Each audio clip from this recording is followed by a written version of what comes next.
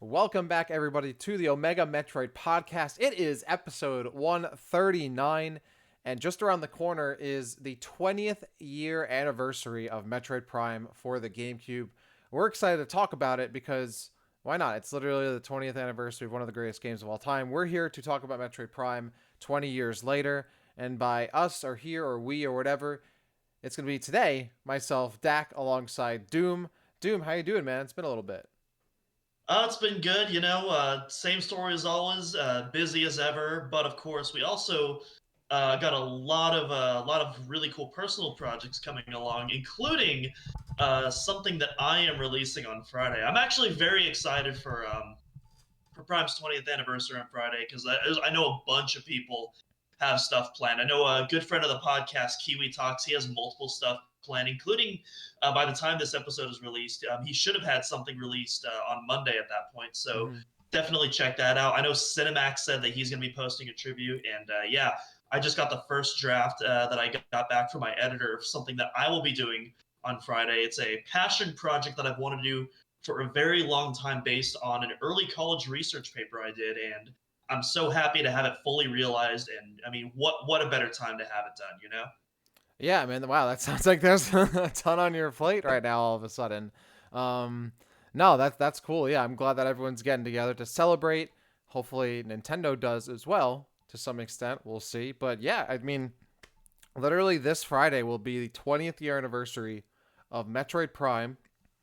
So that's what we're going to be talking about today. Metroid Prime 20 years later, And going back. also, Oh, and go ahead. also, shout outs to Thursday, the 20th anniversary of Metroid Fusion. Can't forget about Yes, Metroid Fusion yes. as well. That's Another very also important true. game. That's actually true, right? Well, I was gonna get into that. It's not just it's not just Metroid Prime's anniversary, it's Metroid Fusion's anniversary as well. And we actually have a bunch of Metroid Prime and Metroid Fusion episodes coming up throughout the next few weeks because I mean there's so much to talk about, and obviously both games released within 24 hours of one another essentially. So to do a 20 years later for both games is quite the feat. So we have 20 years later for Metroid Prime. We have the definitive ranking of Metroid Prime following this episode. We have a boss ranking episode for Metroid Prime, and then we'll be doing a Metroid Fusion 20 years later episode. Where we'll be talking a bunch about Metroid Fusion bosses, looking back at Metroid Fusion, potentially, of course, one of our favorite topics.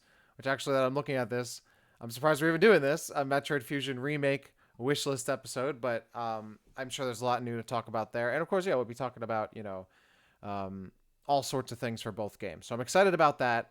Unfortunately, Andy cannot join us here today. He's on the mend. He's not feeling great today. So maybe that's just because his body is so excited about Metroid Prime that he just can't handle it. But we can handle it down here. We're holding down the fort.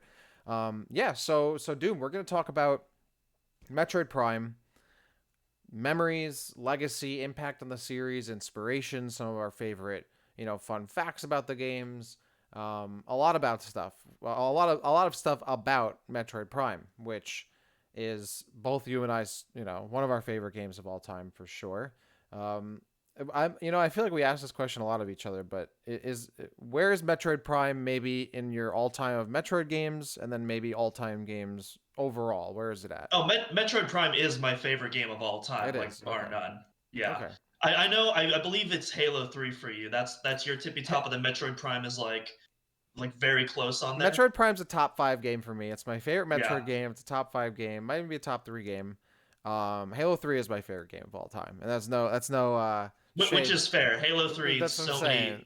so many memories with that. Yeah. So damn. I mean, the 20th anniversary of that game is coming up in 5 years. So hopefully Yeah, we're around long enough where I can do a segue, spin off episode for yeah. that. Halo 3, and Prime 3 actually released like just less than a month within each other, so that'll be a very fun 20th anniversary for those games. Yeah, I mean it'll be its 15th anniversary this year. Hmm. I have the Halo 3 poster. You can, if you're looking on the video, if you're watching this on YouTube, you can see to my camera right, my I guess yeah, and also my right here, um, a bit of the Halo 3 poster that I have on my wall, and it says Fall 2007. So, which is crazy. That I mean, Metroid Prime now is gonna be 20 years old. That's 2/3 of my life, over 2/3 of my life right there, which is crazy to me.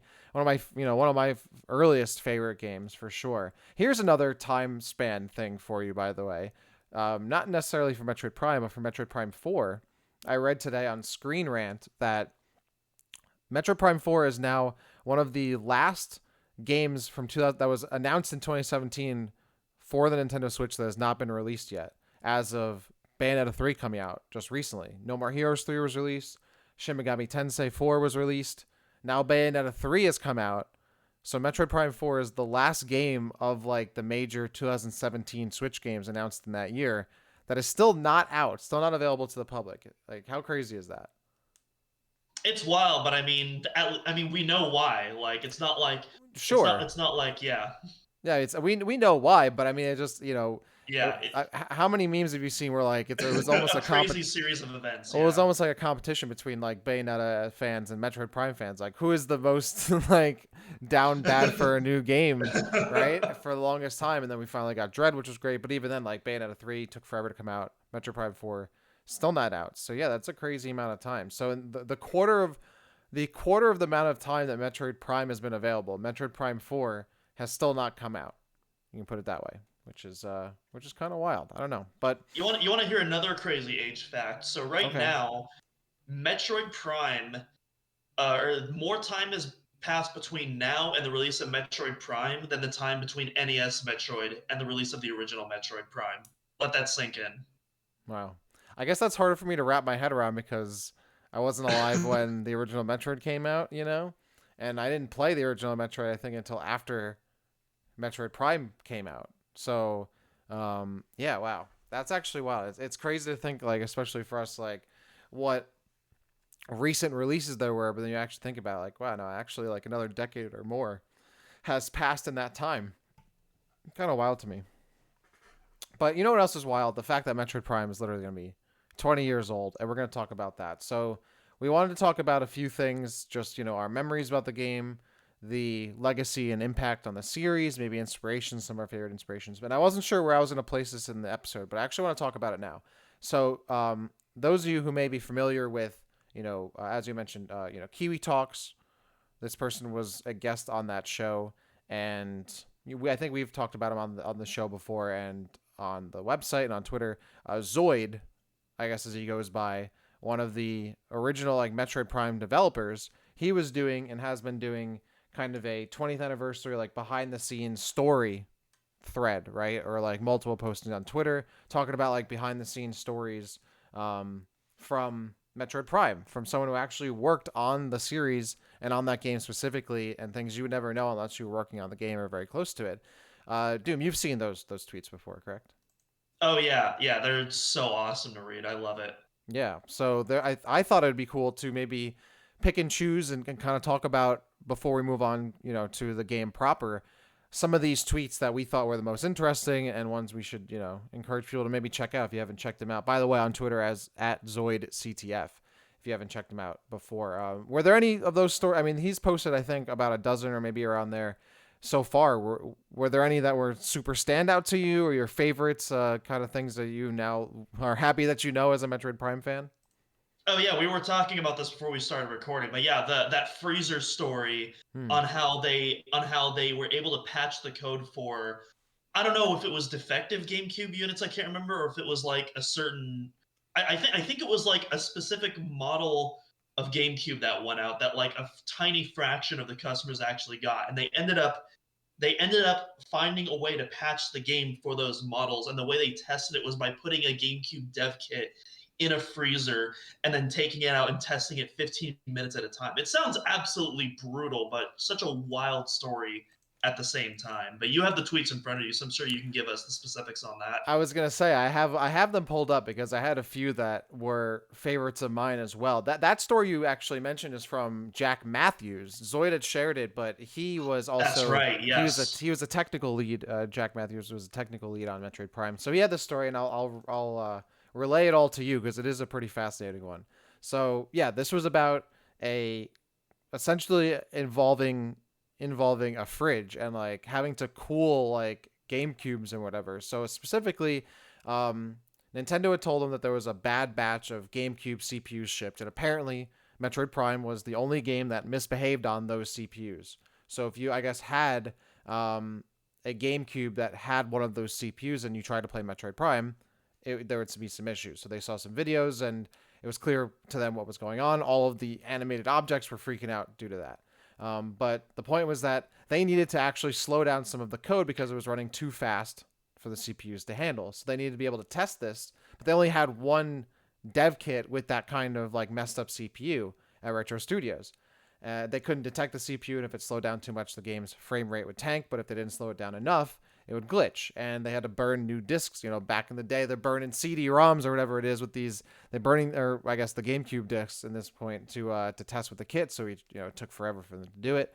But they figured out that to figure out or to replicate the problem, they had to make the kit cold, like to literally put it in a fridge. So that's why they were doing that. They were actually taking the dev kit to replicate this problem and putting it into the freezer and then testing the game for like 15 minutes and then running it back into the freezer, getting it cold, and then testing the CPU, and the dev kit again.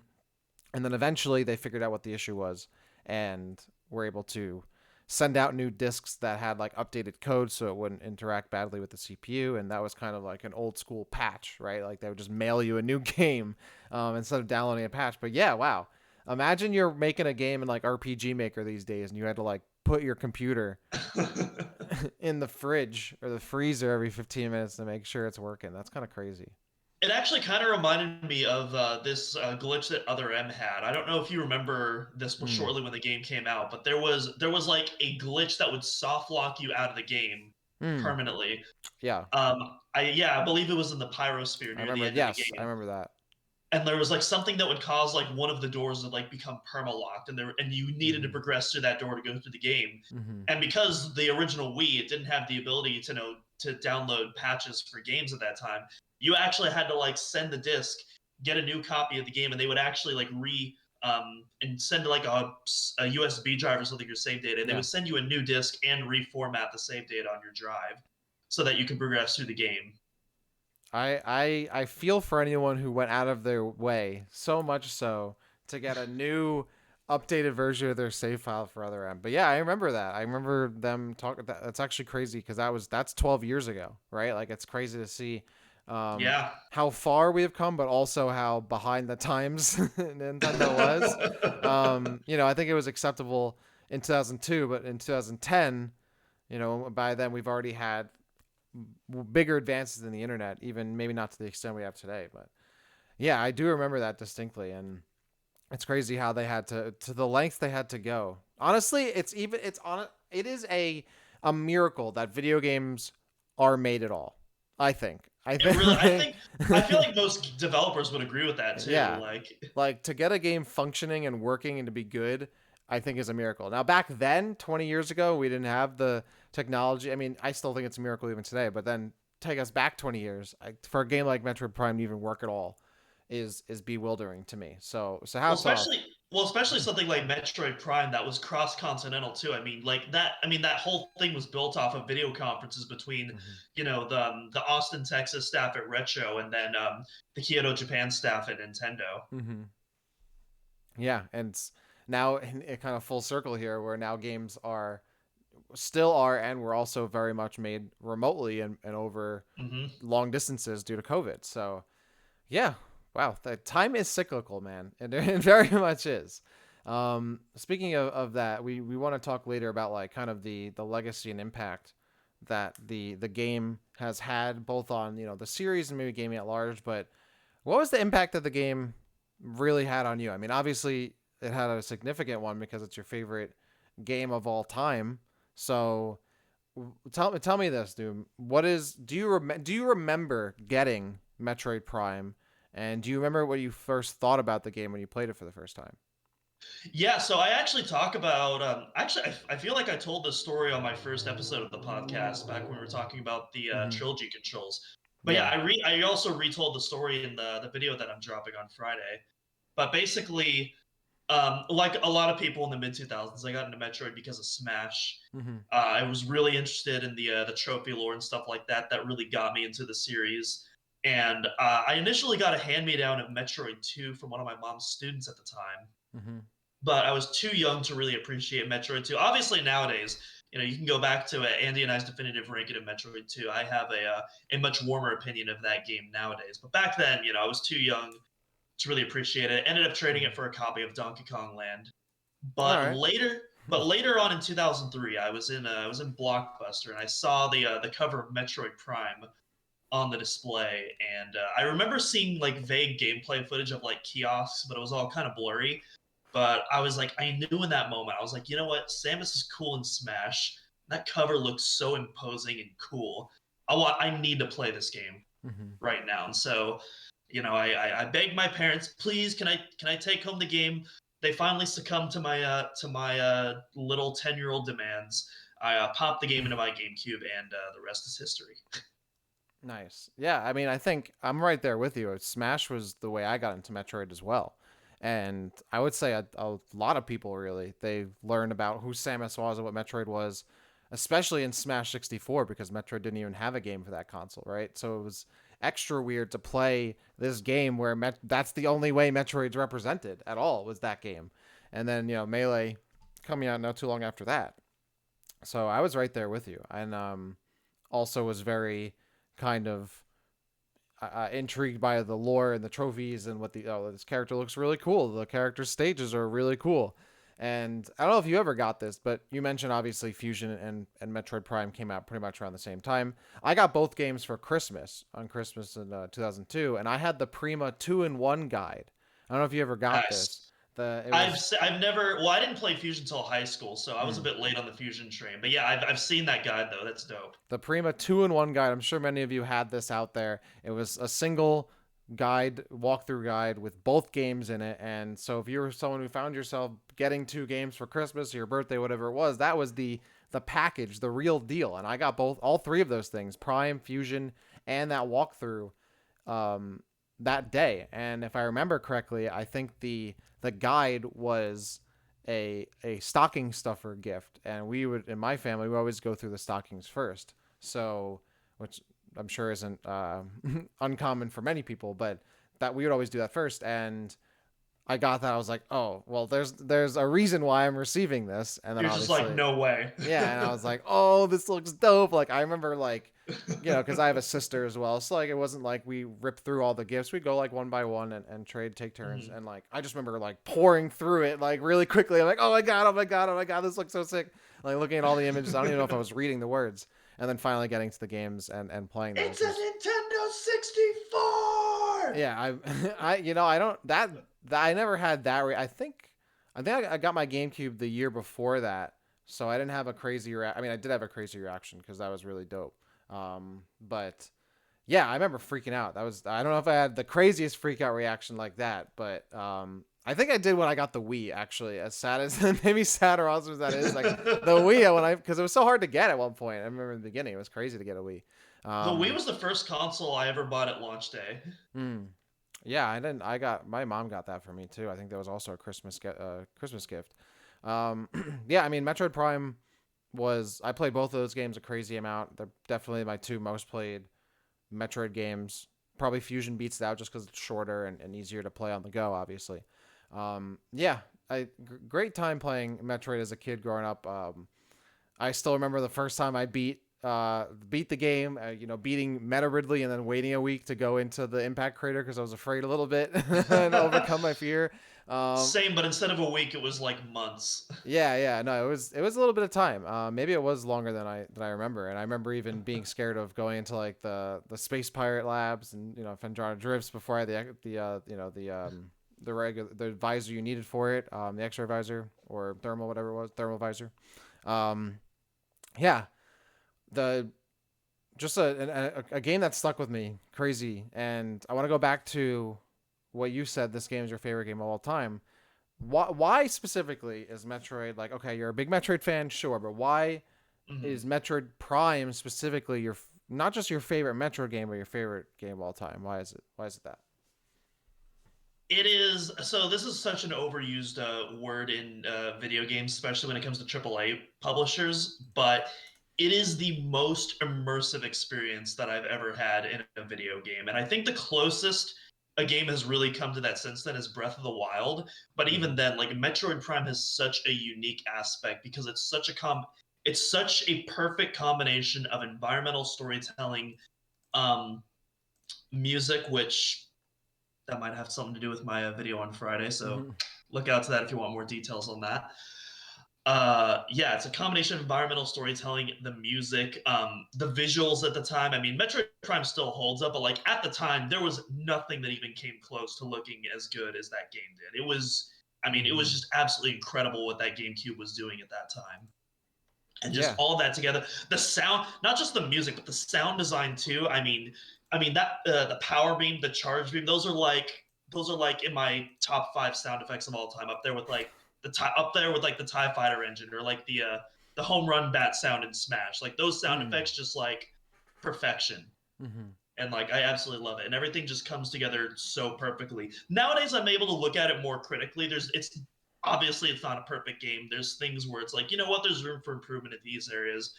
But even still, I can go back to that game anytime, and it's like this perfect comfort food for me. Hmm. I I 100% agree, and I think there's immersion is the key part of it, right? Like that's a big reason why that sense of isolation and immersion is a big reason why a lot of us play Metroid in the first place, and Metroid Prime really nailed that. It's to me a full package game, right? It has a incredible like a great compelling story, incredible like gameplay. It's immersive. The soundtrack's phenomenal. It looks amazing. Like it's fun. It has a ton of replayability because it's just such a good game. It has a great gameplay loop. You want to go back. You don't need like achievements or whatever it is that this and that to go back. You just want to go back and play it. It's yeah, it's a near perfect game. I think there's a few things that hold it back, but like especially back then, things that weren't enough to hold it back. And even today, I think the game aged very well. Like, sure, I think I don't necessarily agree with people when they're like, oh, the game looks amazing by today's standards. You don't have to remake it graphics wise. I don't agree with that. Like, it's a Mm-hmm. 20-year-old game. It shows its age, but it's aged fine. There's nothing wrong with that.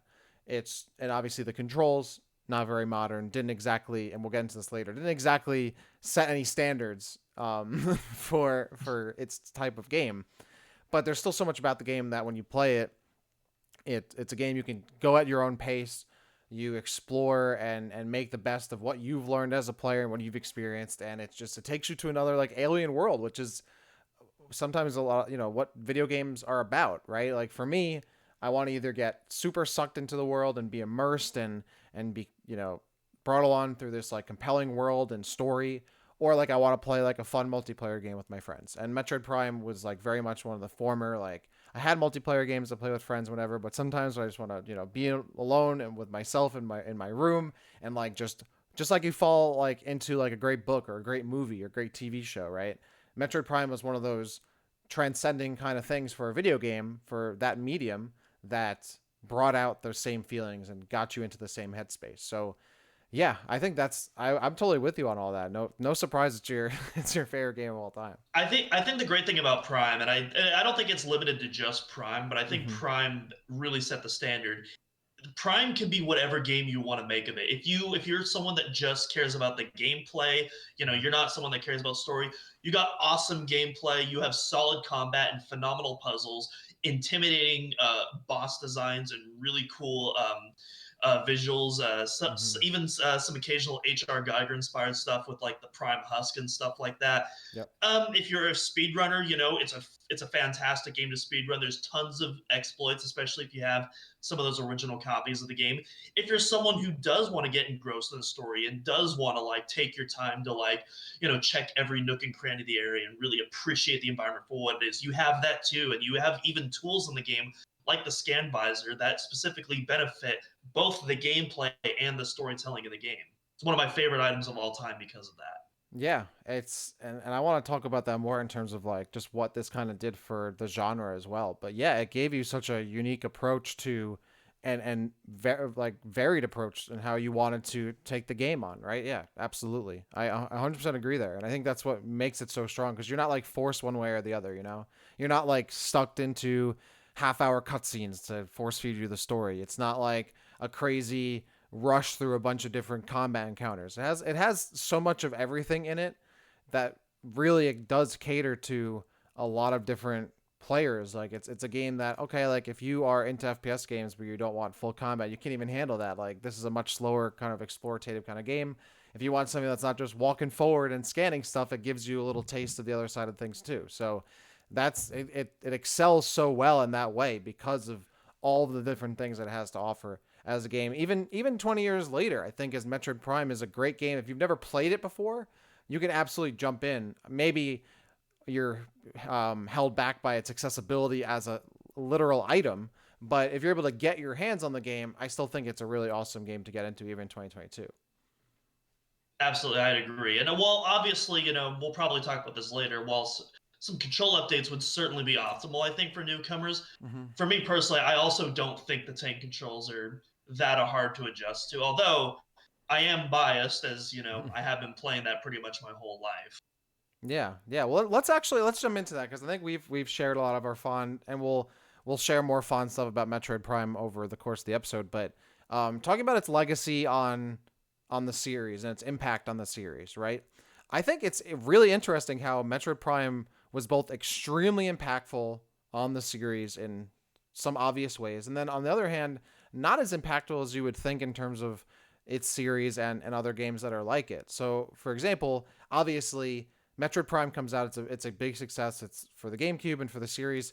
It spawns two sequels and like three spin-offs afterward, right? Like four of those five titles coming out within 5 years of Metroid Prime releasing. You have Echoes that comes out, Metroid Prime 2. You have Metroid Prime Pinball. You have Metroid Prime Hunters. You have Metroid Prime 3 Corruption. Later down the line, you have Metroid Prime Federation Force. In that of itself, Metroid Prime, I think, is the most successful game in terms of spawning other follow-ups to it, right? Like if you're thinking about Super Metroid, Fusion, Other M, Dread, right? And then maybe if you want to count Samus Returns. Metroid Prime, I mean, has had a huge, influence on just growing the franchise.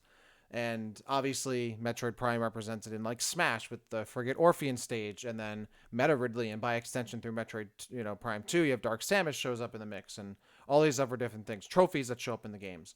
But then it's also interesting how, on the other hand, a game like Metroid Prime was almost never really made again. Like Metroid Prime 2 and 3 came out, but they changed the ammo system Mm-hmm. in Echoes, right? They changed in Metroid Prime 3, it felt a bit more linear and more, obviously influenced by Halo. You had stackable beams. So the game never specifically controlled like it ever did in Metroid Prime. And then Metroid Prime as a game, I feel like didn't have a super big influence on the 2D games that followed it, right? Like Samus Returns Mm-hmm. and Dread don't feel very connected to the Metroid Prime games. Other M, if you count it as a 3D game, is completely different entirely in its execution. If you count it as a 2D game, the only thing it has in common is that kind of tacked on FPS mode that when you play it in the game feels very rough in terms of how it looks in comparison to the games that They also preceded it. share they also share the same charge beam sound, weirdly enough. There's your legacy right there. But Yeah. yeah, I mean, I do think it's how interesting it is how Metroid Prime was like the best selling Metroid game of all time until last year or this year, right? And yet Metroid, they always kind of tweaked it afterward. It didn't have a massive impact on the 2D games, and even the original way that Metroid Prime was kind of fundamentally structured in terms of how the gameplay loop, and even how it controls never stayed the same. I always think that's really fascinating about it. Yeah, for sure. I would even say like even the very explorative nature of Prime isn't really replicated in its Mm-hmm. sequels. Because in Prime, it's very Super Metroid style, where there isn't really a set order in which. Well, I mean, there is a somewhat linear order where the devs intend you to go, but like you're constantly backtracking back and forth between various different areas. Sometimes you'll stay in an area for an extended period of time, but typically you're leaving that area, going back to another area, and then going to another area, and then going Mm-hmm. to a new area, and then going back. Like the order is kind of all over the place. Whereas Prime 2 and 3, they follow what I like to call the Zelda dungeon formula, where you're very much spending most of your time in one area, then you'll go to the next area. Maybe occasionally you'll go back to that area, but Mm-hmm. you're primarily going 1, 2, 3 in that order. And 2 and 3 do that, but Prime 1 is really the only one that kind of sticks to that traditional kind of Metroid explorative formula. Yeah, it's really fascinating considering how you would think that would really kind of be replicated, but in fact, they almost kind of took all of the great things of what made Metroid Prime what it is and updated them in certain ways, left them behind in others, kind of completely focused on them. Like Metroid Prime Hunters completely takes away like the exploratory part in a lot of ways, and just like this is a FPS game right through and through. Hmm. You know, Metroid Prime Pinball isn't even a Metroid Prime game in a lot of extent. It just kind of shares the locations in the name, and then two and three, as you mentioned, kind of have different ways of taking Metroid Prime and building on them, but also in a lot of ways losing a bit of the identity of what made Metroid Prime what it is. I think it So, makes a lot more sense though, and too, just because of that dark world aspect. I of think it course, makes sense because if you had the dark world on top of like being confused of where to go, I feel like that would just be like too much of a maze. I feel like it makes sense for the Zelda dungeon formula to work in Prime 2, and then Prime 3 was obviously made to cater to a more casual market that the Wii was going towards at the time. So yeah, it's still very much a hardcore game, but trying to open up that barrier of entry for new players. yeah. I mean, I wouldn't consider Metroid Prime any of them hardcore, but maybe for a Nintendo player, maybe. But no, Not like Nintendo Switch Sports or Wii Sports, I right. guess. Yeah, I think it just made it more of a traditional FPS in a lot of ways. yeah. Where Metroid Prime was very much not a traditional FPS, and I want to talk more about that and the impact that had, I think, on gaming overall, because it certainly had a significant one. Um, yeah, there's a lot of things that changed about Metroid Prime from its initial kind of outing, right? Despite it being so successful and so iconic, which again does make sense. They want to, you don't want to do the same thing multiple times. Though I think that's why Metroid Prime 4 is probably going to end up being a lot like Metroid Prime. I think they would want to get back to like as capturing the core essence of what made the original Metroid Prime what it is, maybe making it a bit more open worldy or more, exploratory, making more reminiscent of Prime 1 rather than Prime 2 and Prime 3. I also think there's certainly the Halo influence again, right? Like Halo 1 was very much felt a bit more open, and even though it was a more linear game, you don't backtrack really.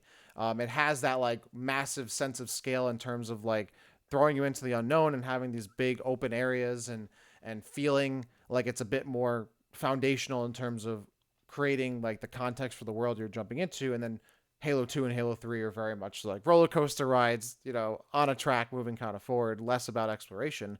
And I think that's kind of the same, um, I guess, the same kind of direction the Metroid Prime trilogy ended up going, though not to the same extent. Certainly, Halo a lot more of a traditional FPS in that regard. But yeah, I think I think the legacy that Metroid has on the series overall is both very obvious and successful, but also interesting how it influenced the game, the series very positively in terms of spawning new games and making money for Nintendo and all that and making new fans of the series. On the other hand, not actually like super influencing as much as you would think other parts of the series, especially the 2D franchise. Did you ever think at any point that maybe the 2D games in the series would take more from the FPS titles? Or you always think that would be more of a separation between the two? I was kind of hoping that they was, especially with like Samus Returns, where they, Mm-hmm. especially like in regards to the music, you saw a lot more music cues. Some directly taken from the Prime games, others like new arrangements of stuff that appeared in the Prime games and stuff Mm-hmm. like that. The biggest and most obvious one I think was that kind of that record of Samus theme that plays at the end of Prime, the rearrangement of Talon 4, where that shows up again in Samus Returns, and I was hoping that would become a mainstay, but apparently not. So, Mm-hmm. but yeah. So other than that, though, there isn't really that much design cues taken from Prime. Maybe like some of the additional maybe the additional neon green lights on the power suit. Maybe that was because like Prime is like what really started that trend, and like a lot of the games since then have kind of built off that. But Mm-hmm. otherwise, I feel like a lot of those influences have been more subtle for the most part. You certainly haven't seen like major story influence between the two. Yeah, I almost kind of wonder. Yeah, I mean, aside from like Proteus Ridley showing up in Samus Returns, Yeah, which was less story application, maybe just throwing you a bone kind of thing. And it's interesting. I wonder if it has anything to do with the fact that like Metroid Prime wasn't made internally, right? It was made by Metro Studios, and maybe they didn't want to take necessarily those cues. And then of course the translation of those. Like I still wish after playing Prime 2D, right? Like that we had like a scan visor that we could use in the 2D games. I always thought that would be such a natural translation, right? But as much as on the other hand, I think it is interesting how at least the Metroid Prime formula was adapted over time, much like the Metroid 2D Metroid formula has changed over time. We talk about on this show a lot how we always want, the Metroid formula, so to speak, to, be modernized and evolve over time. I think like the slide obviously has helped that, but like to kind of keep it up to par with, other Metroidvania games in the genre. And then we just talked about how like the Metroid Prime formula went from, what was introduced in Metroid Prime, and then you introduced, um, ammo, and the Dark and Light worlds and that kind of stuff into Metroid Prime 2, which certainly shaked up the formula. Then you add stackable beams, which is a 2D Metroid thing actually, then coming into Metroid Prime 3, and then you have stackable beams in that game.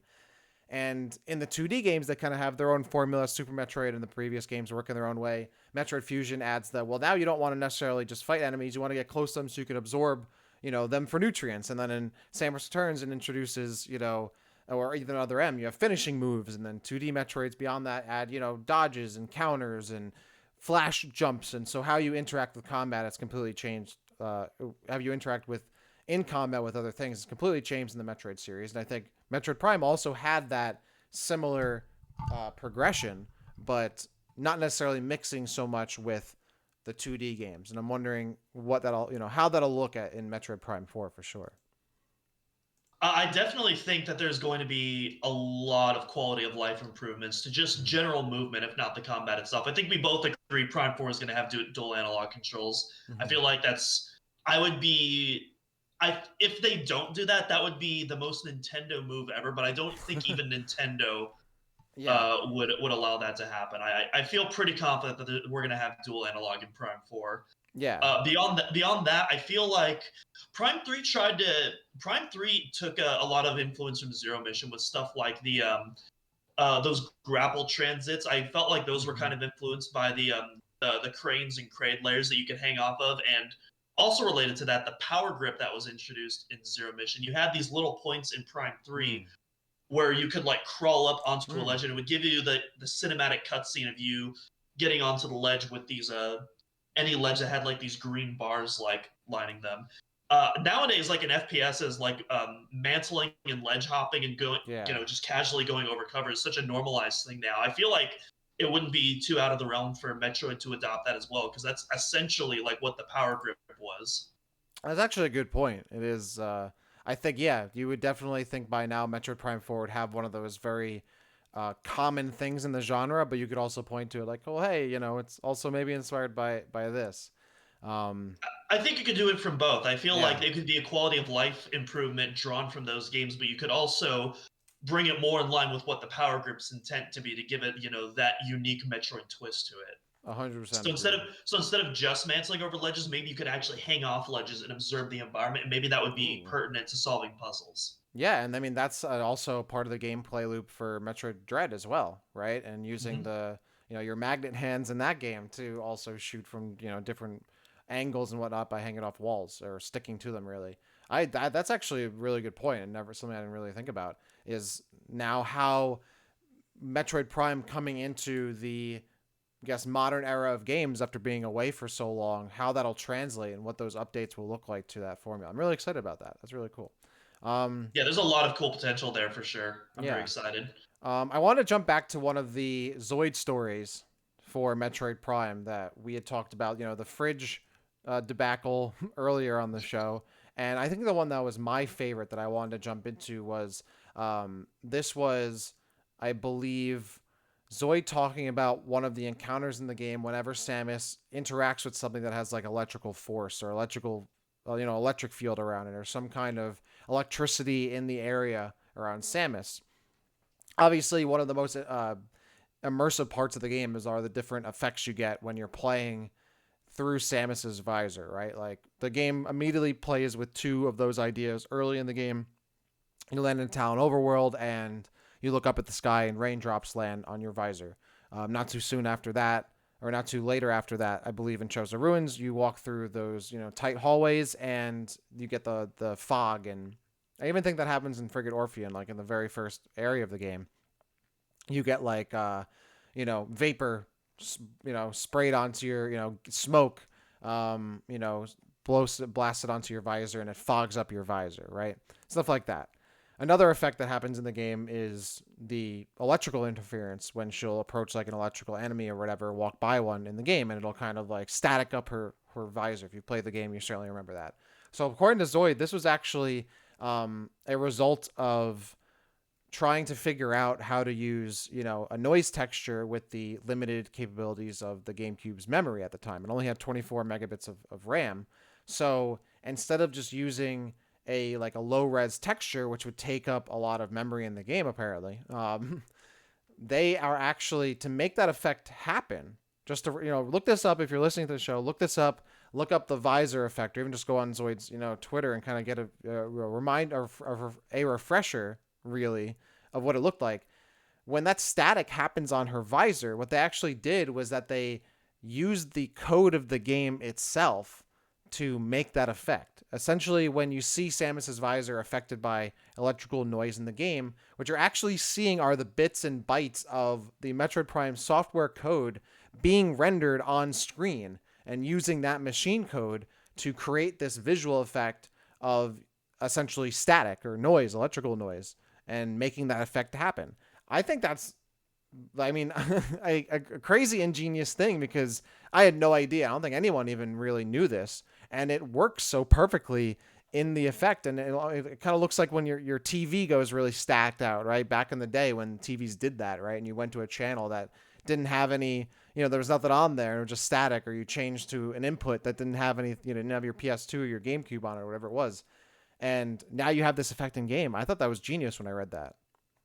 Yeah, I always thought that that was like a picture or maybe even like a video effect that was like layered on top of the visor. I would Mm-hmm. have never guessed that was the actual game code Mm-hmm. just actually being distorted in real time. Like that it's such and it's so subtle too. It's not just slapped on. It will like slowly fade in like depending Mm-hmm. on the position of the enemy. It's such a cool effect.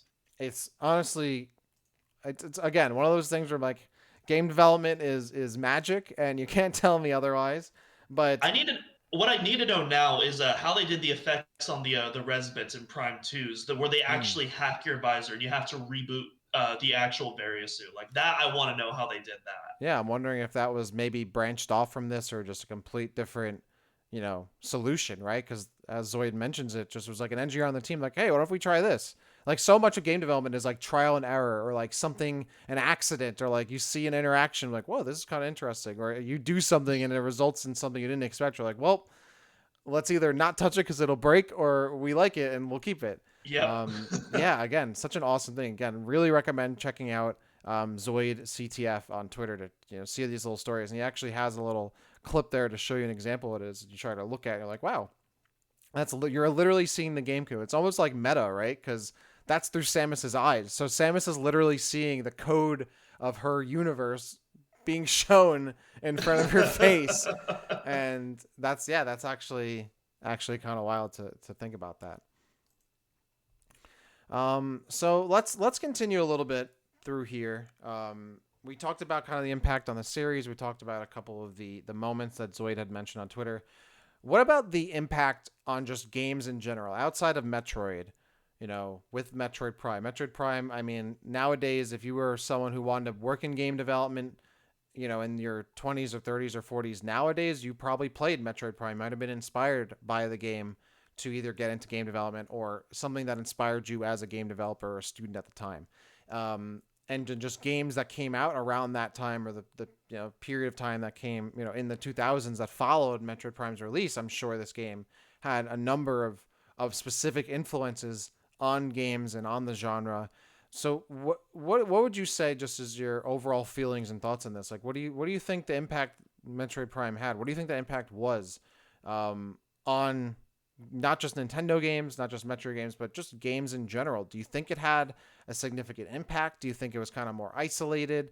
Do you think it's really just the game was successful, and it was a successful game, and it was a hyped game, and it was well received, and it sold well for the GameCube, and that was that? What do you think? I think most of the impact Metroid had was relegated within the series itself. I mean, it was Mm-hmm. Metroid Prime that pretty much launched what we've dubbed the golden era of Metroid as Yep. it is. But really, outside of that bubble, I don't want to say the impact is non-existent because I mean Mm-hmm. as a Doom fan, I can tell you right now, there's absolutely some subtle Metroid Prime influence in Doom 2016 and Eternal. But like, um, outside of that, really, like it's not like I can definitely point to other games, like Halo, that definitely had an influence on Metroid Prime 3 in particular. But in terms of like other games that Prime specifically influenced, obviously we have the Metroidvania resurgence, that happened in like the 2010s and whatnot. Now, like Metroidvanias are like a big indie genre that's popped up, but that's less Metroid Prime and more Metroid in general. Mm-hmm. In 2D Metroid especially, but I would say Metroid in general in regards to that, not necessarily specifically what Prime did. Hmm. Interesting. I mean, I definitely agree that Metroid Prime had a significant influence on its own series. I would contend that Metroid Prime maybe didn't have because again, Metroid Prime as it controlled did not have an influence on games, and the games went in the complete opposite direction. Dual analog became a thing, obviously on PC. Mouse and keyboard is the king and queen of controlling an FPS game for sure. And then it looks great on the GameCube, but I think it's really unique art style. Maybe it might have influenced some games, but it certainly helped the game age pretty well. I think Metroid Prime had a really big influence on two genres. First, absolutely FPS games in general. I think Metroid Prime was one of the earliest games to really show that FPS games don't just have to be a Doom or a Quake or a GoldenEye. Like, it didn't have to be like crazy competitive or crazy combat focused or crazy intense. It showed that there's a lot more depth, I think, to the FPS genre. And that's why I always kind of not fight back, but also kind of push back on people that say Metroid Prime isn't an FPS because it doesn't play like Halo or Call of Duty. I'm like, well, that's exactly why you shouldn't discount it as an FPS, because it's not a traditional one, but it expands and opens up what an FPS is. And it's focus on more exploration than combat and immersion rather than, high intensity or multiplayer, whatever it is. That gave more depth to the genre overall. And I think it did have an impact on FPS games going far, from that, because I think we started to see, especially in the 2000s, more FPS games that were focused on ambiance and environment and worlds and even in some regards storytelling and how you approach the area. I mean, again, I think two games that really stick out to me in that regard. One I mentioned on the show a ton, Halo 3 ODST, right? I think very obviously influenced by the Metroid Prime series. It's a slower, not super exploratory in the grand scheme of things compared to Metroid Prime, but compared to the games that it comes from in the same franchise, it absolutely is. It's a little bit slower, a little bit more ambient, a little more darker, right? Metro 2033, right? A little few years away, separated from Metroid Prime, but again, a game that was very much involved in immersion and it certainly had combat, but the ambience and I guess the way of not just being a straight up violent war simulator or whatever it was, it gave, I think Metroid Prime gave the opened the door for a lot of developers to maybe feel more comfortable to go in that direction. And Metroid Prime, I think, was one of the first and earliest games to do that. And I also would contest that a lot of like quote unquote walking simulator games had that inspiration from Metroid Prime too. Like Firewatch is a game I think of. Again, very somewhat removed from Metroid Prime, but a game that is very much first person. It's not an SPS, but I think those kinds of first person adventure games that Nintendo likes to call Metroid Prime actually became a genre later down the line, even though I wouldn't consider Metroid Prime a first person adventure. It is, I guess, technically, but it's an FPS first. But I think games that are very much specifically first person adventures, even if you're going to extrapolate to a game like Mirror's Edge, which is more fast paced and combat focused, giving more breadth to the first person perspective and not having it be a Doom or a Quake or a Call of Duty or a GoldenEye or whatever it is, or a Halo, was a real impact that I think Metroid Prime had on the industry. You actually mentioned Mirror's Edge there, which Mirror's Edge, one of my favorite games of all time. I freaking love Mirror's Edge Great so game. much. Great game. Everyone needs to play that right now. I would 100%. I would actually contest. I think Mirror's Edge is more inspired by Super Mario 64 than anything else. It's Okay. basically to me, Mirror's Edge is a first-person Super Mario 64 at a fundamental level. Obviously, the actual game is very, very different. But like Yeah. in terms of the philosophy going on, I feel like those two games are very similar. But as neither here nor there. Play it though. Super Mm-hmm. good. Yeah, no, I mean, yeah, obviously Mirror's Edge and Metroid Prime I don't think are super connected, but I do think Metroid Prime kind of opened the door not just for FPS games to be different, but for more first person type games to stretch their limbs a little bit, right? And Mhm. certainly I think Metroid Prime did that because of its approach to the gameplay loop, but also I think the controls kind of force you to play the game slower. Which is why, by the way, I again, if you're listening to the show, you've probably heard me say this before. Get Prime Hack. If you have a PC that can run emulators, get Prime Hack and experience Metroid Prime on a mouse and keyboard. It completely changes how the game feels and plays and runs. And having traditional mouse and keyboard controls for an FPS is awesome. But it is clear how like not having that really meant that Metroid Prime was a slower game. You physically could had to kind of play slower because you were more limited on how you approach the world. It almost felt in a way a little more alien because you're kind of operating more like a robot rather than the human that you actually are. Um, Even games that came pretty soon after Metroid Prime, like Geist, for example, which I think was on the GameCube.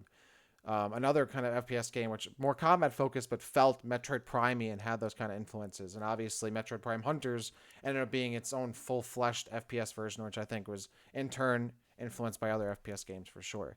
But I think there is a clear, Metroid Prime impact and legacy beyond the games itself. And even if we go into the developers, right? I mean, Metroid Prime was a huge success for Retro Studios. They spawned a bunch of games afterward, became one of the most, critically acclaimed studios of all time, right? There's almost not a bad Retro Studios game. A lot of the staff that worked on Metroid Prime and Metroid Prime 2 and 3 went off to make, again, the successful Donkey Kong Country Returns series, right? So Metroid Prime was, it kind of sent waves through the industry, and I think it's still why it's still looked, back upon so fondly by people all across, fans, developers, etc. Absolutely, for sure. Yeah. Um, there is. I want to say there are there any other Zoid CTF, um, other Zoid stories. There was. I have one more tweet that I want to talk about. Then I'll throw it over to you. I thought it was There was interesting. Oh yeah, go ahead. Actually, you go ahead. You go ahead. What do you got? Yeah, I was just gonna say there was one of the recent ones he was talking about the playtesting stage of the game. I Mm, can't remember. There was a specific, the yeah, there was white a paper specific. test. Yes, the Yes. white paper test where they would take like friends and family and more. I think I think he specifically used like more casual oriented gamers Mm-hmm.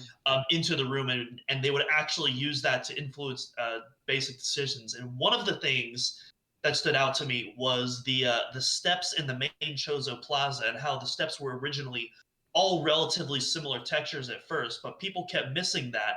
And that's a very crucial like point. Like you need to go Mm-hmm. across those steps after you get the morph ball so that you can make your way through like most of the Chozo ruins, and most people kept missing that. So they actually changed the first step into that sandy rock texture Mm-hmm. at the bottom, and I just thought that was super interesting because yeah, like that texture always like stood out to me. Like when I was reading it, I'm like, yeah, that one texture like it's probably like the first thing that caught my attention when I was a little kid and what made me like eventually explore that because otherwise I would have never guessed that there was a path right there. And so I always thought that that was like really interesting to see like the behind the scenes of that specific point. Yeah, it's so important to like create these signs and signals for people to like have their eyes kind of drawn to. So you're not like you're kind of influencing them in a way to check out these certain things and not necessarily guiding them, but also don't want to leave them stranded. Yeah, And and it's something so subtle that like I would have never like imagined was like the developers like shining a neon light like mm-hmm, hey go here. It's such a subtle thing that like I'm sure absolutely cued me in when I was a little kid mm-hmm. because of how different the textures stood out from each other. Yeah, and they even I think he even mentions how they had to put little like the spotlights and different like LEDs around morph ball tunnels because even though there were these holes in the wall, people wouldn't even know like, oh, I'm supposed to use the morph ball to go into that. um, it's incredibly important because especially as a creator of any an artist of any kind, it's so easy to take things for granted when you're working on the same project and going through something over and over and over and over again. Some things don't seem obvious to you, or they seem obvious to you. It's almost like you don't need to make them obvious for someone who's not initiated. That really goes for anything. I mean, as a, I've written scripts before, and that's something that you notice uh, often, right? Is that as the writer and you work on something so often, you almost miss things that don't seem obvious to other people, but are so obvious to you because your mind is working on this world so often that those things become second nature. And why you're encouraged as like a writer or whoever, an artist, to like not just like show your work to other writers or artists or developers, but to show it to people who have no idea what they're doing. Someone who might be the casual everyday person who might buy the product and be like, well, what do you get out of this? What do you see that I'm not seeing? Right. And it's interesting how even important, not just, it's not surprising that, you have these kinds of tests done by games. I mean, even, movies do that, right? Like they do, or like they do like those small little groups, right? I forget what they call them. Test screenings. Test screenings, yeah, right. Well, they'll do that and show people the movie beforehand and be like, well, how do you feel about this? Like, what's something that we're not seeing here? And to have this not just be an integral part of the game development cycle, but also for just what we would think are small, minute details to other and uninitiated people, those are major, right? Because those help them get through the game, especially if they've never played a Metroid Prime game before. Maybe even this is their first game, right? This is the first game they buy for the GameCube back in the day or whatever it is. I thought that was very interesting too, and it's funny you brought that up because that's the one I was gonna bring up as well. So we don't have to go farther than that. But again, definitely recommend checking out that Twitter thread. So we're almost And he's still posting he's stuff. still So like posting, yeah. yeah, by the time that this episode's finished, there's probably going to be tons of other Mm-hmm. like cool tidbits that like we Mm-hmm. didn't even cover because Mm-hmm. he's going up until the 20th anniversary, I believe, and he's posting at least 2 a day. So yeah, Yeah, definitely check out his Twitter, check out the posts, and give him a follow for his other stuff as well. He's posted a lot of really cool stuff on his Twitter. definitely. I love he's a Destiny 2 fan. So I respect that. Probably another game influenced by Metroid Prime somehow. Um, I mean, they directly reference the speed booster at least, they so do. not Metroid Prime, but still. There's literally a speed booster in Destiny 2, which is crazy to me. Yeah, I love that, and they even reference it specifically when they're doing the update. Yeah, absolutely. They love that kind of stuff. I'm sure they're all big fans. I mean, there's another I think developer at Bungie who's a big Metroid fan as well. I forget his name. Um, so we're about at the hour mark. There's so much to talk about Metroid Prime, but I think we don't want to retread, stuff we've talked about in the show before. We're going to talk Especially about. because we got a definitive ranking I was coming going to up, and say we're we have really gonna yeah, yeah. we have a lot of more Metroid Prime content coming up, but before I wanted to wrap this up, what would you? I'll give you a couple options here. What would you go with? Maybe like your favorite Metroid Prime moment of all time, or the thing you love the most about the games, or I don't know. What is a signing off message you have in terms of being a Metroid Prime fan? Like, I think I'm gonna go with one of my favorite memories, but I'm thinking still. But what's your favorite memory or favorite thing about the games, or bid for someone to play if they haven't already? What do you got for me as we sign off here? So we talked about this during the mapping Metroid Talon Overworld episode, but the moment I became a Metroid fan Mm. was Samus landing on Talon 4 for the first time. Mm-hmm. The music kicks in. It's so subtle, but it just slowly builds on top of it, and it's such a huge juxtaposition from the frigate tutorial beforehand. You know this. This dilapidated mechanic hellscape, and then you have this beautiful natural greenery with the rain freshly popping out of the sky, and that was the moment where I knew that I was walking into something unlike I'd ever experienced before. Mm. I'm right with you there, man. I mean, I think we talked about this in the Discord where I was like, I didn't completely lose my mind when I saw it. I was just so enthralled, right? Like I was just brought into this like completely new world. I was so excited and to see this awesome badass character like land and get ready to go to work. I was like, yes, this is what I'm here for. I think my favorite memory. This is similar or tied into what I was talking about earlier today, where like it took me a week or a couple weeks to like after beating Metroid Ridley, like finally work up the courage to get down into the impact crater and finally fight against Metroid Prime and beat the game for the first time. I distinctly remember the first time I'd ever gotten to the actual Metroid Prime boss room. And if you remember that cutscene, like you have the shot of Samus like overlooking the room. You see her kind of, walk through the door, like come from the door and look out, and there's a shot looking at her, and then there's a over the shoulder shot of Samus in her plasma suit looking out towards the boss room and you see Metroid Prime, like the first form, hanging from the ceiling, right? That weird, like almost cocoon looking kind of form, hanging as it's kind of balled up, hanging from the ceiling before it drops down. And I'd like so like remember that feeling of finally getting there because I'd worked up the courage to finally get through this after beating Meta Ridley, which in and of itself took a little time to work up the courage for. And I was like, oh my god, like for some reason I would always play this game later at night or after school, whatever it was. So eventually it'd be dark in my room and I'm playing this game, and like I'd almost freak myself out. And like for the first, not the first time, but like other games I'd beaten to completion before then, like DK64, the N64 Zelda games, Super Mario 64, those games. This was like the first one that really felt like it had like so much gravity to it and so much like scale and like really like was almost scary in a way. Like Majora's Mask also had that for me too, which is also why it's a favorite of mine, and my favorite Zelda game. There's just something about it, and like getting to that final boss fight was just. I know it had to have sent chills down my spine, but I remember seeing that, like I could still see it in my head, seeing me like looking at it on my TV in my bedroom, and like pumping myself up to finally fight this big bug. It was awesome, man. Like there's some feelings that a good game really can't, something nothing else can really give you like a really good game. So I'll never forget that. And I did. It took me a little bit, but I did beat it that night, so I was happy about that because So what an I incredible have a game. couple. I have a couple of other memories. One pretty much directly tied to it. One that's kind of spawned from that. But much like you, we talked about it earlier. It took there was a huge gap of time between me getting to the impact crater and me actually beating the game. Yeah. And basically, what prompted me to beat the game was Metroid Prime 2. Finally, I wanted to beat that before the game came Mm, out. Because remember, I didn't get Prime until the very end of 2003, so okay. it was about less than a year before Prime 2 would hit. Mm-hmm. And I would actually it's actually funny because I would actually beat Zero Mission multiple times in between me getting to the impact crater and beating Prime finally. Funny enough. But yeah, my aunt for my birthday, she got me a pre-order of Prime 2, and that was like, okay, before Prime 2 comes out, I'm gonna face my fears and I'm gonna do this. Mm-hmm. And so finally actually doing that right before Prime 2 came out, it was a huge accomplishment of mine. But also, I never 100%ed the game Mm-hmm. until after I had beaten Prime 2. And so after I beat Prime 2, I finally went back and did another run of Metroid Prime, this time going for the 100%. And I had no idea at the time that Dark Samus and Prime were related. So when I finally got that Mm. 100% cutscene right after beating Prime 2, it was just like, Yeah. oh, and it was just like this huge revelation for me. And I was just, and that blew me away as a young kid.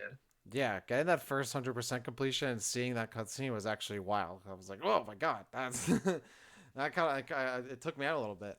I also remember a lot of I don't know about you, but I always spent time reading the instruction manual because it had a little bit of lore in Oh it yeah. and like gave you like the setup for the game.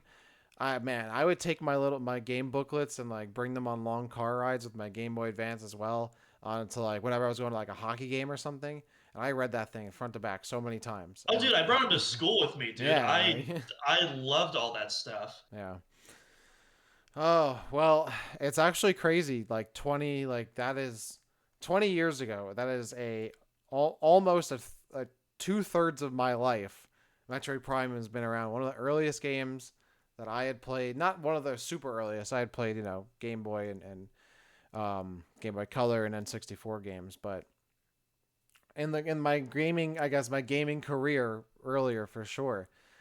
One of your favorite game of all time, my favorite Metro game of all time, one of top three, probably my second favorite game of all time. Probably I would say like maybe like it's hard. There's so many great games out there, but Metroid Prime is easily one of them. Constantly ranked as one of the best games of all time. If you haven't played it, not just as a Metroid fan, but as a gamer, just someone who enjoys awesome stuff, you got to check it out.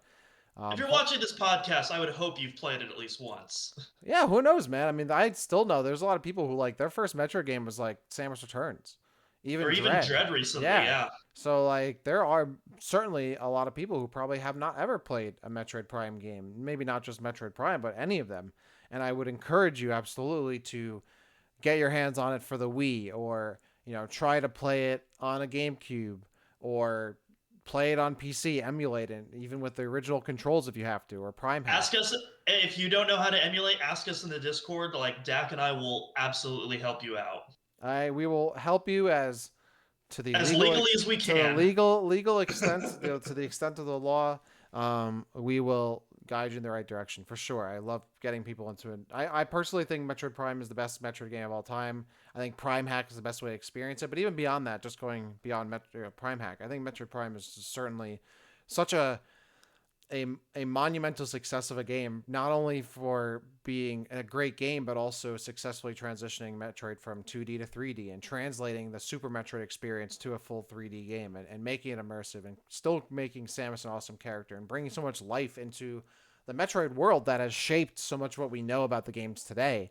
And what fundamentally is my favorite aspects of the Metroid series. All as a lot of, if not all, the stuff that was introduced in the Metroid Prime trilogy, specifically in Metroid Prime. A fantastic game. I mean, we've talked about, we've done mapping Metroids on like Fenjana Drifts. We've talked about all the different amazing music from Metroid Prime. We can go on and on about the fantastic quality of, one of the best game soundtracks of all time in Metroid Prime. I'm sure you obviously know that. And it's crazy how far we've come in the franchise as fans that it feels like not much has even happened since Metroid Prime. We had the golden era, and then like not too much till Dread came out. But I really hope we get a new like rebirth of the Metroid Prime series. It's been way too long. It's literally been almost a decade and a half since the last real Metroid Prime game. If we're not talking about Federation Force, like it's. I hope that we get back to that real soon because I miss Metroid Prime, man. I want to play Metroid Prime again and have a new Metroid Prime experience. Well, hopefully Nintendo won't cancel their Nintendo June Direct this year. Hope And not. if we do get a June Direct, I'm feeling optimistic. Not that that means anything. At this point, man, my expectations are low, because then I'll be happily surprised if something happens. I don't know if I'm waiting for the next batch of Metroid Prime remake coming out then, getting mentioned here, getting mentioned there. I feel like it's been about a month or two since we've had some juicy Metroid rumors, and I was even looking I up think like I think news. I once couldn't find we anything. I think like once we hit like January or February, like when the next perceived direct is going to be, I think that's when the rumors are going to start piling up again. And then of course when E3 comes, obviously, I like hope so. I hope so. I want to get back and I want to get my hopes up. I don't want to, but it's exciting sometimes. You're like, oh yeah, maybe there's something new coming out. It's still crazy that Metroid Dread just came out over just about 13 months ago, right? the game that And should not exist is over a year old now. right, Wild. and we're still Whack. waiting for the game. We're wondering if it does exist, and it's been 5 years since we figured out that apparently it might. Yeah, so that's Metroid Prime 20 years later. Hope you all enjoyed our little chat about one of the greatest games of all time. And we hope you get a chance to check out the game for yourself if you haven't. If you have, maybe revisit it this weekend, and give it a little once over and get back into the world because it's fantastic. I would also say if you have any awesome thoughts, feelings, memories, stories about Metroid Prime, come through and share it with us on Twitter, on our YouTube page, on our in our Discord server. Right, definitely check us out. Of course, I am at DaxCity _, and then Doom is at Doominal Crossing, both on Twitter. We'll see how long Duminal Twitter lasts. Cross. Doominal Duminal Cross. Cross. Doominal Cross. Unfortunately, the username could not fit the ing, so Hmm. we Doominal roll with what Cross. we got. You're right. Doominal Cross. Apologies. Andy at Spiteri. Was it 316, 361, 316. Yep. 316? Yeah. Man, it's been. I can't believe we're at almost 140 episodes of this show. I should know these things. It's been a fantastic again talking about Metroid Prime here with you, Doom. Any last plugs for you? Any last shout outs?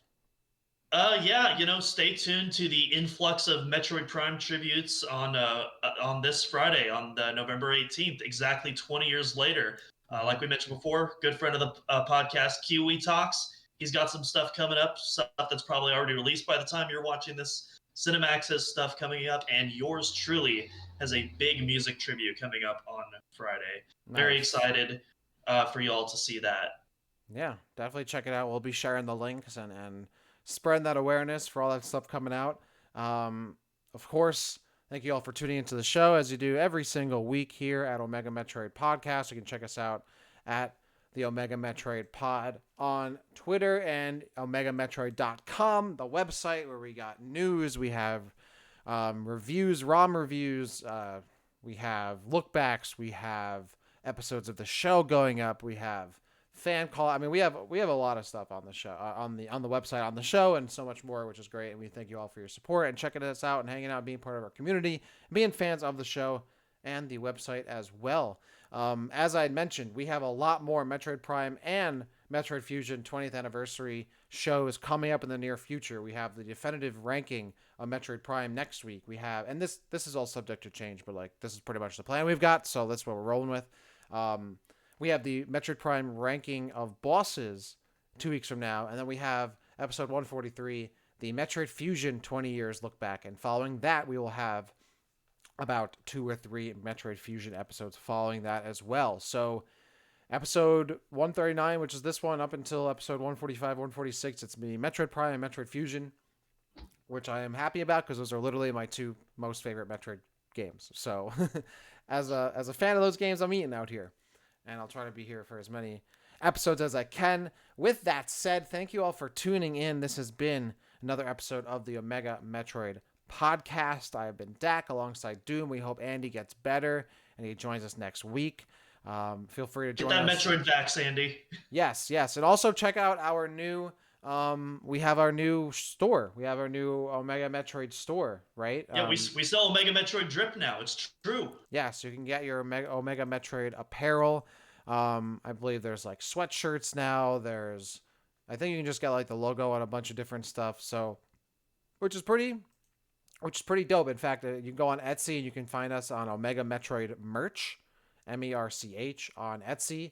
You can also find us if you go to OmegaMetroid.com, and at the top, you'll find at the top right-ish, next to our Patreon and contract tabs. If you click merch, you'll get brought right there. We don't have too many items on right now, but we'll certainly be having a lot more soon. And if you want to have some Omega Metroid merch or support the show, that's one of the best ways to do that. I think that's it. I'm going to call it wraps on this episode. It's been a fantastic chat with you, Doom. And for all of us here at Omega Metroid, thank you all for tuning in, and we will see you next time to talk some more Metroid. Thank you all for joining us here at the Omega Metroid Podcast, and have a great rest of your day, night, week, weekend, wherever you are listening to this. Thank you for supporting us and tuning in, and we will see you next time.